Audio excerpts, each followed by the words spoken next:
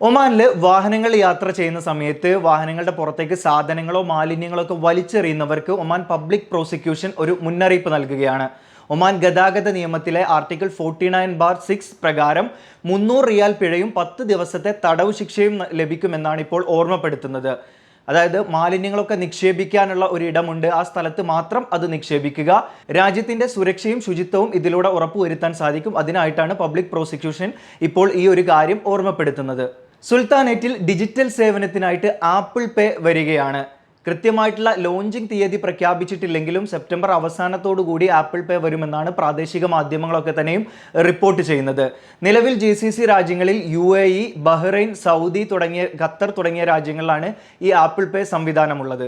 ഉപയോക്താക്കൾക്ക് ഏത് ബാങ്കിലേക്കും കാർഡ്ലെസ് പേയ്മെന്റുകൾ ഇതുവഴി നടത്താൻ സാധിക്കും. നിലവിൽ കാർഡ് പേയ്മെന്റിൽ നിന്ന് കാർഡ്ലെസ് പേയ്മെന്റിലേക്ക് പൂർണ്ണമായിട്ടും മാറാൻ ഒരുങ്ങുകയാണ് ഒമാനിലെ ബാങ്കുകൾ.